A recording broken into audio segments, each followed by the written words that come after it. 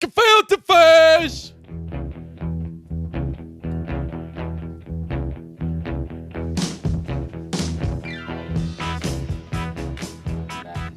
Got another stellar review happening. We've got a fun movie here today, Dark Shadows.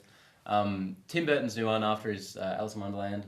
Yeah, which did phenomenally well at the box office at Big the movie. time when 3D was really... They were pushing 3D. I hate that movie anyway, so... Alice in Wonderland, awful. Anyway, Dark Shadows here. Based on the late 60s, early 70s TV show of the same name, which a lot of people don't realise was a soap opera. Ran for about 1,200 episodes, which is pretty impressive over about 5 years. Yeah, and Tim Burton and Johnny Depp apparently big fans of the show, so they wanted to bring it to us. But I think they brought in a lot of different kind of characters and plot lines and kind of jammed them together. There was into a lot of info to get across. Yeah, because I mean the show, it started out for about a year. There was actually nothing supernatural in the show. Yeah, and then Johnny Depp came in. Well, Johnny Depp didn't go in. Barnabas Collins, yeah. Barnabas Collins. Yeah, Got it. Yeah, so the movie takes that storyline. Barnabas Collins, he's a colonial fisherman setting up in America, and he pisses off the wrong witch, gets turned into a vampire. As we've all done. As you do. And then we jump ahead to 1972. Along comes Barnabas, gets waken up again, comes back to save the Collins family, who are... Dire need of helping because they're just kind of old money, nobody's just sitting around failing at life. I think one of the biggest strengths in this film is other than the visuals of Tim Burton and Johnny Depp's performance, is the fish out of water storyline. Yeah. He gets woken up 200 years later. He really comes up with some really funny one-liners, and that kind of thing can get stale very, very quickly. Which I was worried about. The trailer looked like it was just going to be like a lot of bad jokes, one after the other. What sorcery is this? Reveal yourself, tiny songstress! And to an extent, it kind of is that, joke. But they pull it off. It's better than it looked. If you've seen the trailer, it's got that cliche kind of, somebody back from the past. How do they adapt to living in the future? Find out by and what's how in do we the throw film. in some puns that relate to that? Yeah. The main thing I would say is I was going into this thinking it looked pretty bad. I didn't like Alice, and I'm a big Tim Burton fan. Thank you.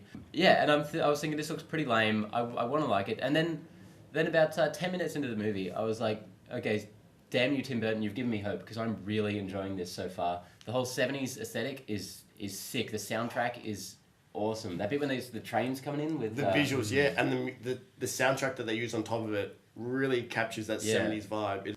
Tim Burton's biggest strength is visuals and production design. Yeah, very much.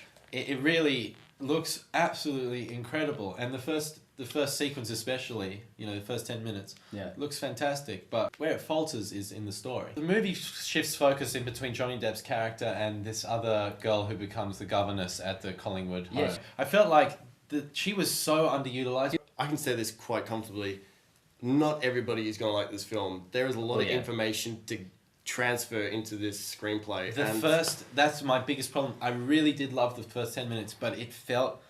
There was stuff, just information flying at me. I don't really know what's going on. And then from there, it sort of settled into the story a little bit. I mean, what I would say about it is that nothing is really there to serve the story. They throw these details at you and you take them, but it really is more like, it's kind of like a sitcom. It's really situational. It's about him going from one situation to the next. They cut from this scene to that scene.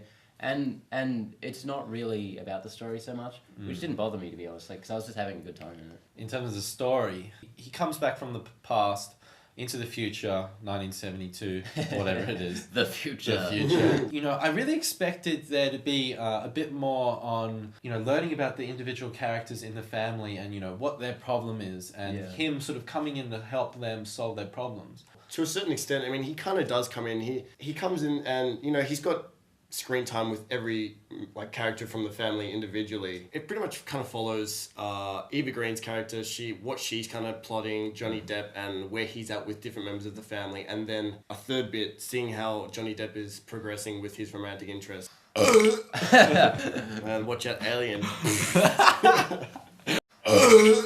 I don't know, I kind of like the way that you don't really find out what's really behind the veil of each character. I mean, I feel like that's such wasted opportunity. Yeah, I would say, Like, I agree, but it didn't bother me. Like, everyone kind of has a subplot. Yeah, but none and of those they pay off to different extents. Yeah. Mostly not at all. And especially Helena Bonham Carter's character. Oh no, are you saying you didn't like that? No, I thought it was ridiculous. She for real? No, I like that. Her kind of plot, what she's kind of doing to help, Barnabas Collins. I like the way that went. To help him.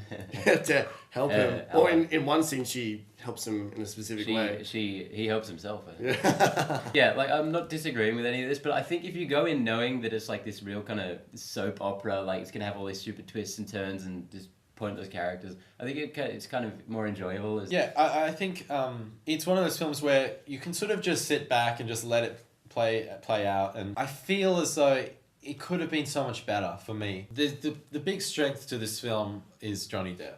Yes. He's a lot of fun. Big old school vampire. He's got a Dracula trophy for any Venture Brothers fans out there. Oh, I was sort of going, it's another Tim Burton, it's another Johnny Depp, Johnny Depp playing the same quirky, weird character. Yeah. But he really does a fantastic job, and he holds this film together. Just some of the surprises with Johnny Depp's character, how he kind of gets by being a vampire, comes out of the most surprising bits of the film. It really is quite funny. If people going into it thinking, he's just going to be some tame, good vampire, he's not. No, he's not. Yeah. The body count in this movie is more than you would expect. And that's half the fun. Yeah, he really does a fantastic job, and the makeup that he has is fantastic. Tim Burton's makeup, I'm not a massive Tim Burton fan, but the stuff that I've seen, it's always good. It's always fantastic. But I guess you could say Johnny Depp in some white makeup again. It's another one. But he does it. Yeah, he does it off. well. Yeah. And all round, I think everyone does well. Michelle Pfeiffer, good to see her back in action. Again, and misused. not in that. Yeah, I thought she was fun though. This is where I agree to you to some extent. She was just kind of plonked in there, and from the get-go, I kind of got the vibe she's just there to cash in on Johnny Depp. The way that she, kind of portrays herself in the film, a little bit bland. She's just there to be there. Very bland, and it was just like, oh hey, I was in Batman. I was Catwoman. That's how I felt it was anyway. But I'm not saying I didn't enjoy it. I did enjoy it, but I just felt like Tim Burton, with the amount of experience he has, I thought he could really pull this one off. I thought this was going to be a return. The dude's got Asperger's. He's never gotten better as a director. He's always been hit and miss, and I do love the guy. I like a lot of his movies. My favorite of his, probably my top favorite, is Sweeney Todd, which was his film before Alice, which just blew me away. But then the next one was Alice, which I thought was just horrible. Danny Elfman, I thought... Oh, fuck, you got George. silent on that thing or what? So Danny Elfman, I thought, delivered a much better score than I've heard from him in years. It wasn't a huge standout, but I think he's gotten very set in his groove in the past decade or so, and I thought this was one of the better things he's done.